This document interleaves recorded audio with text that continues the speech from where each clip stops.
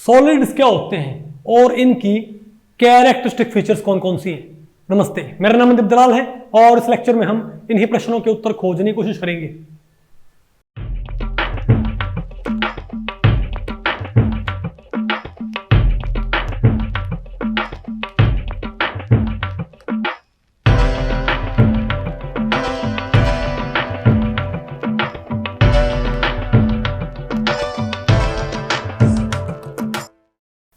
Okay, अब बताओ हम क्या पढ़ते हैं भाई। Chapter 1 solid state. ये भैया आपका 12th क्लास का जो पहला सेमेस्टर है उसका पहला चैप्टर है सॉलिड स्टेट। तो इसके अंदर वो तो पहला हमारा क्या है, पहला टॉपिक हमारा क्या रहेगा, जनरल इंट्रोडक्शन टू सॉलिड्स। तो भाई इस टॉपिक को हमने टोटल 3 सेक्शंस में डिवाइड किया हुआ है। पहले हम क्या पढ़ेंगे, डेफिनेशन ऑफ सॉलिड्स। फिर हम क्या पढ़ेंगे, why do some substances exist in solid state. और आखिर में क्या होगा, कैरेक्टरिस्टिक फीचर्स ऑफ सॉलिड्स। तो पहले क्या बात करते हैं, डेफिनेशन ऑफ सॉलिड स्टेट। देखो मैं आपको बताऊं, मैटर की प्राइमरली भाई 3 स्टेट होती है, सॉलिड, लिक्विड और गैस। और सॉलिड उनमें से एक स्टेट है। मैटर प्राइमरली क्या रहता है 3 स्टेट में। सॉलिड आपको ये देखने में कैसे नजर आती है, आप इसको ऐसे मानो, अगर H2O है, अगर आप इसको 100 डिग्री से ऊपर रखोगे ना तो ये भाप की फॉर्म में रहता है। 100 डिग्री सेल्सियस से ऊपर H2O क्या रहता है, वेपर फेज में। क्या बोलते हैं उसको, गैस फेज। क्या बोलते हैं उसको, गैसीय स्टेट बोलेंगे। लेकिन अगर आप 100 डिग्री सेल्सियस से लेके 0 डिग्री सेल्सियस की रेंज रखते हो, इस टेम्परेचर में आप कहीं रखो पानी को, तो ये ऐसी प्रॉपर्टी रखता है कि ये बहता है। ये क्या करता है, ये फ्लो करता है ना। ये पानी की तरह रहता है, जो आपको पानी नजर आता है तो उसे क्या बोलते हैं, लिक्विड स्टेट। लेकिन अगर आपने 0 डिग्री सेल्सियस अपने कम कर दिया ना तो आपको पता भाई पानी के टुकड़े बन जाएंगे। उन्हें बोलते हैं आइस क्यूब। जैसे आप भाई फ्रिज में नहीं, जो रेफ्रिजरेटर, वहां पर आप जो बर्फ जमा देते हो भाई, ओके, तो वो क्या होता है, सॉलिड फेज। तो आपको एक आइडिया हो गया कि गैस फेज कैसे दिखती है, लिक्विड फेज कैसी, और सॉलिड स्टेट आपको कैसी नजर आएगी। ओके, तो क्या कहेंगे, solid state is one of the 3 states of matter that may simply be defined as the states in which matter possesses. जिस स्टेट में मैटर क्या रखता है, रिजिडिटी, मतलब कठोरता। आइस क्या होती है, कठोर। Definite shape and definite volume. अगर आपने आइस का क्यूब बनाया है तो क्यूब की फॉर्म में रहेगा, उसकी शेप क्या है, फिक्स, और उसकी वॉल्यूम क्या रहेगी, फिक्स। आइस का एक टुकड़ा है, उसको आप भाई चाहे एक बाल्टी में डाल लो, चाहे आइस के टुकड़े को आप किसी मटके में डाल दो, जितना जगह वो घेरता है ना टुकड़ा आइस का, उतना ही घेरेगा वो, उसकी वॉल्यूम बढ़ नहीं जाएगी। आगे आपको ये ठीक है, ठीक है, क्या कहेंगे। और ऐसे मैटेरियल्स को हम क्या बोलते हैं, सॉलिड्स। ठीक है, अब क्या होगा, बस ये क्या होगा, 4th स्टेट ऑफ मैटर क्या होती है। हालांकि भाई आपको पता होगा ना, मैंने बोला 3 स्टेट है, लेकिन वास्तव में मैटर क्या होती है, 4 स्टेट, सॉलिड, लिक्विड, गैस और प्लाज्मा स्टेट। लेकिन फिलहाल भाई हम कुछ समय के लिए प्लाज्मा स्टेट को हम क्या कर रहे हैं, इग्नोर, सिंपलिसिटी के लिए। ओके, ठीक है। और सॉलिड्स में क्या होता है, लीस्ट अमाउंट ऑफ, देखो जब भी कोई मैटर होता है ना तो वहां पर एक होती है थर्मल एनर्जी केटी। आप ये बताओ, अगर मान लिया एक कढ़ाई है, उसमें आपने पॉपकॉर्न डाल रखे, अगर कढ़ाई को आपने गर्म नहीं किया तो पॉपकॉर्न क्या करेंगे, वैसे ही पड़े रहेंगे। लेकिन अगर आपने टेम्परेचर दे दिया तो पॉपकॉर्न उसके अंदर उछलना शुरू कर देंगे। तो आप इस बात से एग्री करते हो कि टेम्परेचर देने से चीजें मूव करना शुरू कर सकती हैं। तो यहां पर तो कढ़ाई में आपने हीट देनी पड़ी है, लेकिन वास्तव में जो रूम टेम्परेचर होता है ना, जो इस पे भी हीट होती है, उसको बोलते हैं थर्मल एनर्जी। क्या बोलते हैं उसको, और वो क्या होती है, केटी। क्या होती है, के यहां पर एक कांस्टेंट होती है, यहां पर क्या है, टेम्परेचर, उसको बोलते थर्मल एनर्जी। अब ये जो थर्मल एनर्जी है, ये पॉपकॉर्न मूव करवाने के लिए पॉसिबल नहीं है। अगर आप फिलहाल यहां पर भाई जो नॉर्मल टेम्परेचर फिलहाल यहां पर कमरे का है, यहां पर एक कढ़ाई में पॉपकॉर्न रखे हो और कढ़ाई के नीचे हमने आग ना जला रखी हो, तो कुछ नहीं होएगा ना भाई, क्योंकि इसका मतलब ये नहीं कि एनवायरमेंट में एनर्जी नहीं है, एनवायरमेंट में एनर्जी भी है, कितनी, kT, लेकिन ये इतनी नहीं है कि इसको मूव करवा दे इन पॉपकॉर्न्स को, बात आपको पहले पड़ रही है। लेकिन ये इतनी जरूर होती है कि जो मैटर होता है ना, मैटर के जो क्या होते हैं कॉन्स्टिट्यूएंट्स, उनको ये आसानी से मूव करा सकती है भाई, उनको लगा, उनके अंदर लगातार क्या होती है वाइब्रेशंस, क्या होती रहती है वहां पर भाई, मूवमेंट लगातार होती रहेगी, ठीक है। लेकिन सॉलिड में मूवमेंट क्या होती है सबसे कम, तो थर्मल एनर्जी की वजह से सॉलिड में मूवमेंट क्या होती है कम होती है, लिक्विड में क्या होती है ज्यादा, और गैस में क्या होती है सबसे ज्यादा। अगर उसी टेम्परेचर पर हमारे पास गैस है और उसी टेम्परेचर पर हमारे पास क्या है सॉलिड है, तो सबसे ज्यादा काइनेटिक एनर्जी कहां पर होगी, गैस के अंदर। नहीं आपको बोलो भाई, ठीक है। तो इसमें क्या होता है, इसमें सॉलिड्स में क्या होता है कि इसमें पार्टिकल्स बहुत दूर नजदीक नजदीक होते हैं। देखो होता क्या है, अगर मैं किसी सॉलिड चीज को मैं जूम करूं, किसी लिक्विड चीज को मैं जूम करूं और किसी गैस फेज को हम जूम करेंगे ना, तो सॉलिड में आपको ऐसा नजर आएगा कि पार्टिकल्स आपको यहां पर बहुत क्लोज क्लोज नजर आएंगे, बहुत क्लोज, ओके। लिक्विड में क्या होता है, पार्टिकल थोड़ा सा, बताओ, थोड़ा दूर होते हैं, नहीं है आपको। और गैस फेज में क्या होता है, पार्टिकल्स बहुत दूर होते हैं, नहीं यार आपको ये। तो हम क्या बोलेंगे, गैस फेज में इसको बोलेंगे इंटर पार्टिकल सेपरेशन। तो यहां पर इंटर पार्टिकल सेपरेशन क्या होगा, बहुत ज्यादा। अब सेपरेशन ज्यादा होगा ना, तो इन पार्टिकल्स में अट्रैक्शन क्या होगा, कम। तो कैसे कैसे एक्ट करेगा, तो गैस ऐसे रहती है। लिक्विड में क्या होता है, इंटर पार्टिकल सेपरेशन ज्यादा होता है, कम होता है गैस से, और ज्यादा किससे होता है, लिक्विड में। सॉलिड से क्या होता है ज्यादा, और गैस से क्या होता है कम। तो हम क्या बोलेंगे, सबसे ज्यादा इंटर पार्टिकल सेपरेशन गैस में होगा, उससे कम लिक्विड में, और सबसे कम किसमें होगा, सॉलिड्स में। और अगर मैं बात करूं कि जो फोर्स ऑफ अट्रैक्शन होती है, अब जो पार्टिकल्स होते हैं ना इनमें आपस में क्या होती है, फोर्स ऑफ अट्रैक्शन। तो inter particle force of attraction सबसे ज्यादा कहां पर होती है, सॉलिड में, उससे कम कहां पर होती है, और सबसे कम कहां पर होती है, गैस फेज। आगे आपको ये ठीक है। अब बताओ, ये कहेगा why do some substances exist in solid state. अब सवाल ये आता है कि कई सब्सटेंस तो भाई सॉलिड फेज में रहते हैं, कई सब्सटेंस सॉलिड फेज में नहीं रहते, ठीक है बात। रूम टेम्परेचर पर फॉर एग्जांपल अगर मान लिया 25 डिग्री सेल्सियस, भाई नॉर्मली कितना तापमान होता है, नॉर्मल तापमान हम क्या मानते हैं, normal temperature 25 degree Celsius, okay. और 1 एटमॉस्फेरिक क्या होता है, प्रेशर, जो हवा का दबाव होता है ना, उसको हम क्या बोलते हैं, उसको मापते हैं एटीएम में, किसमें, एटमॉस्फेरिक प्रेशर। तो नॉर्मली हवा का दबाव कितना होता है, 1 एटीएम, और टेम्परेचर क्या होता है। तो इन कंडीशंस पे, नॉर्मल कंडीशन फिलहाल हम कह सकते हैं कमरे में हो सकता है यही टेम्परेचर होगा इसके आसपास, ओके। तो इस पे आप देखोगे ये चौक तो क्या है, सॉलिड, ये चौक तो क्या भाई, सॉलिड। लेकिन अगर मेरे पास एक चैम्बर में कार्बन डाइऑक्साइड हो, वो क्या होगी, गैस। अजीब बात है, तुम कहेंगे भाई इन कंडीशंस पे ऐसा क्या है, CO2 गैस क्यों रहती है, और भाई चौक सॉलिड क्यों है। या कोई हमारे पास आयरन का टुकड़ा है, वो भी क्या होता है, सॉलिड। उसकी वजह क्या होती है, दोनों सॉलिड क्यों नहीं होगी, सिर्फ आयरन सॉलिड क्यों हुआ और CO2 सॉलिड क्यों नहीं हो पाई। तो इसकी वजह होती है, देखो हर एक मैटर के अंदर नहीं है, दो तरह की फोर्सेस होती है। एक होती है अट्रैक्शन की फोर्स, कौन सी फोर्स, और एक होती है दूर दूर करने की फोर्स। अट्रैक्शन की फोर्स क्या करती है, एक तो क्या होती है इंटरमॉलिक्यूलर अट्रैक्शन, क्या होते हैं इंटर पार्टिकल अट्रैक्शन, बल्कि ये बोलो इंटर पार्टिकल अट्रैक्शन।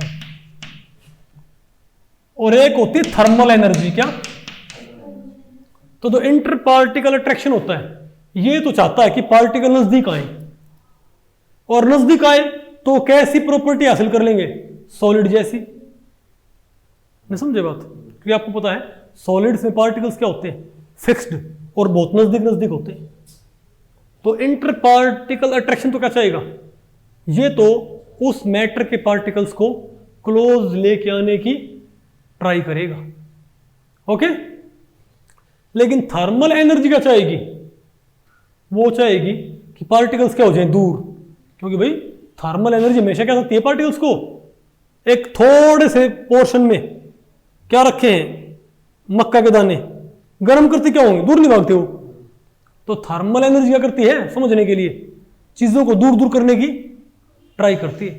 तो अगर इसकी चल गई तो कैसा रहेगा, तो इंटर पार्टिकल अट्रैक्शन क्या चाहता है कि पार्टिकल्स नजदीक आए सॉलिड की तरह रहे, और ये क्या चाहता है थर्मल एनर्जी कि पार्टिकल्स दूर जाए, कैसे रहे गैस की तरह। तो अगर अब आयरन में क्या होता है रूम टेम्परेचर पर थर्मल एनर्जी कम होती है कंपैरेटिवली, और वहां पर कौन डोमिनेट करता है इंटर पार्टिकल अट्रैक्शन, तो इसकी चलती है। तो क्या हो जाएगा वो रहेगा, तो जो फोर्स पार्टिकल्स को दूर करने ट्राई कर रही है पार्टिकल्स को नजदीक लेके आने वाली फोर्सेस क्या है उससे ज्यादा पावरफुल है, तो कैसे रहेगा वो बताओ सॉलिड। CO2 में क्या है, जो फोर्सेस पार्टिकल्स को दूर कर रही है वो ज्यादा पावरफुल है इन कंपैरिजन टू जो फोर्सेस पार्टिकल्स को नजदीक लेकर ट्राई कर रही है। इसलिए क्या वो दूर दूर रहेंगे, पार्टिकल्स दूर रहेंगे तो वो अपने आप कौन सी प्रॉपर्टी ले लेंगे गैस लाइक प्रॉपर्टी, उनको हम कंप्रेस भी कर सकते हैं। पार्टिकल दूर दूर है तो खाली जगह काफी होता है, ऊपर से प्रेशर लगाओगे पार्टिकल नजदीक आएंगे, वॉल्यूम कम हो जाएगी। प्रेशर लगाने पर वॉल्यूम कम किसकी होती है गैस की, प्रेशर लगाने पर सॉलिड की और लिक्विड की वॉल्यूम में बहुत कम डिफरेंस आता है। सॉलिड और लिक्विड ऑलमोस्ट क्या रहते हैं सेम वॉल्यूम के, पता होगा ना आपको इस चीज का। बेटा एक पिचकारी में आपने एक पिचकारी को आगे से बंद कर लिया, पिस्टन को पुश किया, सिर्फ हवा है, पिस्टन पुश हो जाएगा ना, उसमें पानी होगा तो आप पुश करोगे तो पानी का पुश नहीं होगा भाई, अगर आपने सामने उसका भाई एग्जिट बंद कर रखा है तो, क्योंकि लिक्विड और सॉलिड क्या होते हैं इनकम्प्रेसिबल। बात आपको पहले पड़ी, तो सिंपल से तुमको पता है पार्टिकल्स नजदीक कहां होते हैं सबसे सॉलिड में, थोड़ा दूर किसमें होते हैं लिक्विड, और बहुत दूर कहां होते हैं गैस में। तो ये फोर्स तो गैस लाइक प्रॉपर्टी गैस की तरह का बिहेवियर इंड्यूस करना चाहेगी, और ये डोमिनेट करेगी तो सॉलिड लाइक बिहेवियर इंड्यूस करना चाहेगी। आगे आपको तो जो मैटर सॉलिड फॉर्म में रहते हैं उनमें ये वाला क्या करता है डोमिनेट, ये तो डोमिनेट नहीं कर पाता, और जो गैस फेज में रहता है।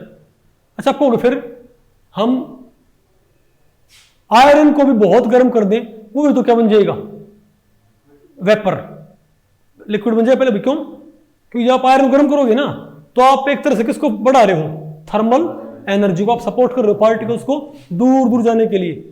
तो एक टाइम ऐसा आएगा कि थर्मल एनर्जी की वजह से पार्टिकल दूर दूर हो जाएंगे थोड़े, और वो क्या हो जाएगा लिक्विड लाइक, और गर्म कर दिया तो क्या हो जाएगा वो गैस लाइक, और दूर होगी। आगे आपको ठीक है।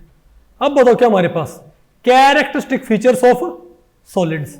अब बताओ भाई सॉलिड्स की मेन फीचर्स कौन सी होती हैं जिससे आप पहचान सको कि हाँ भाई क्या है ये सॉलिड है।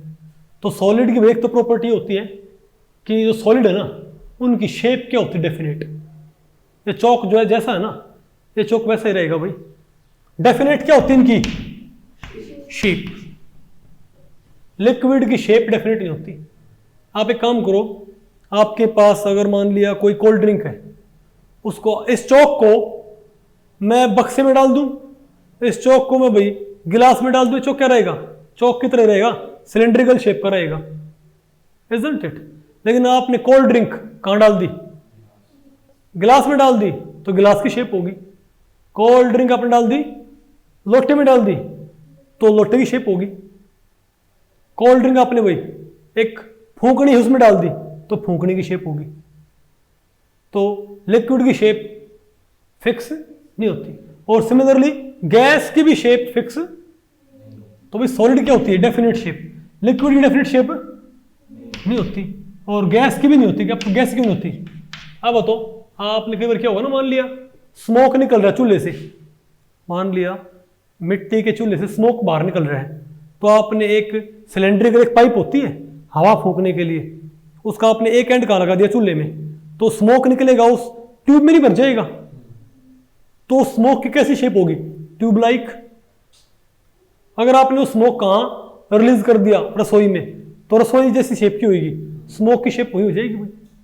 स्मोक को आपने कहां रोक दिया एक बाल्टी में ऊपर ढक्कन रख दिया तो बाल्टी की शेप, तो स्मोक की शेप भी क्या होती है, इनडेफिनेट, है ना। तो सॉलिड के पास क्या होती है, डेफिनेट शेप, इनके पास डेफिनेट शेप नहीं होती, इनके पास भी नहीं होती। फिर definite volume, definite volume, solids की सभी की शेप वॉल्यूम क्या होती है, डेफिनेट। आपको ऐसे कैसे, फॉर एग्जाम्पल अगर मेरे पास, आप ही बताओ, अगर मान लिया इस फोन को अगर मैं किसी भाई भरे गिलास में, मान लिया एक भरा गिलास है, एक जग पानी का भाई वो भरा है, उसको मैंने एक प्लेट में रखा हुआ है, इसको फोन को उसमें डाल दूं तो ये फोन जब उस जग में जाएगा तो पानी बाहर निकलेगा ना। कितना पानी बाहर निकलेगा, जितना इसकी वॉल्यूम है इस फोन की, नहीं है आपको। तो मान लिया इस फोन ने कितनी वॉल्यूम रिप्लेस कर दी, मान लिया 300 ml, कितना भाई, मान लिया इस फोन ने 300 ml पानी उठा दिया, इसका मतलब क्या है, ये 300 ml का पानी, ये 300 ml क्या है इसकी, 300 सेंटीमीटर क्यूब क्या है इसकी वॉल्यूम है। तो इस फोन को मैं कहीं रख दूं भाई, इसकी वॉल्यूम क्या रहेगी, 300 सेंटीमीटर क्यूब ही रहेगी, बदलेगी नहीं, इजंट इट। तो सॉलिड की वॉल्यूम क्या होती है, सॉलिड्स की वॉल्यूम क्या होती है, डेफिनेट। लिक्विड्स की वॉल्यूम डेफिनेट होती है, लिक्विड्स की क्या होती है, आपको ऐसे कैसे, अरे भाई 1 लीटर अगर आपके पास कोल्ड ड्रिंक 1 लीटर, उस 1 लीटर को आप किसी बोतल में डालो वो तब 1 लीटर रहेगी, उस 1 लीटर को आप किसी जग में डाल दो तभी क्या रहेगी, वो उसकी शेप बदल जाएगी। 1 लीटर तो 1 लीटर रहेगी, उसको आप कहीं डालो रहेगा क्या। तो लिक्विड की वॉल्यूम क्या होती है। अब इसका एक एक्सेप्शन भी होता है, इंडिया में कई मिल्कमैन होते हैं दूधिया, वो लिक्विड की वॉल्यूम बढ़ा देते हैं, आपको पता ना कैसे, बात आपको पहले पड़ी भाई, खैर भाई, अरे नहीं आपको, लेकिन अरे मजाक की बात थी भाई, लेकिन आपको पता है लिक्विड की वॉल्यूम क्या रहती है, fix. 1 litre cold drink 1 litre ही रहेगा, 1 लीटर दूध 1 लीटर ही रहेगा, उसको आप किसी वेसल में डाल दी वो बढ़ नहीं जाएगा। ओके ठीक है, तो ये इसकी डेफिनेट क्या होती है, वॉल्यूम। अब बच गई गैस, गैसेस की वॉल्यूम भाई डेफिनेट नहीं होती, क्यों नहीं होती, आप बताओ। अगर मान लिया हमारे पास अगर जो गैस है, मान लिया कार्बन डाइऑक्साइड हमने एक इतने बड़े बक्से में रिलीज कर दी तो उसकी वॉल्यूम इतनी होगी। अगर वही बक्सा हम खोल दें रसोई में तो पूरे रसोई की वॉल्यूम आ जाएगी। रसोई का आपने दरवाजा खोल दिया बड़े कमरे में तो बड़ा कमरा और रसोई दोनों में गैस फैल जाएगी। तो जब अगरबत्ती करते हैं तो उससे जो गैस निकलती है वो क्या पूरे रूम के अंदर नहीं फैल जाती क्या, घर के अंदर। तो गैसेस की वॉल्यूम डेफिनेट नहीं होती। ओके, ये क्या होता है, कंप्रेसिबिलिटी। आपको पता लग जाए सॉलिड्स के पास क्या होती है, सॉलिड्स भाई कंप्रेसिबल नहीं होते। सॉलिड्स को आप प्रेशराइज करके उनकी वॉल्यूम कम नहीं कर सकते। बात आपको पहले पड़ी, उनमें कंप्रेशन क्या होता है, ना के बराबर। लिक्विड्स में भी क्या होता है, ना के बराबर। ओके, गैस क्या होती है, कंप्रेसिबल। एक पिचकारी लेके उसमें रेत भर दियो और पिस्टन पुश करो, पिस्टन पुश नहीं होएगा। एक पिचकारी लेके उसको आगे से बंद कर दो, उसमें क्या भर दो, रेत, पिस्टन लगाओ, पुश नहीं होगा ना। पानी भर दो, पुश नहीं होगा।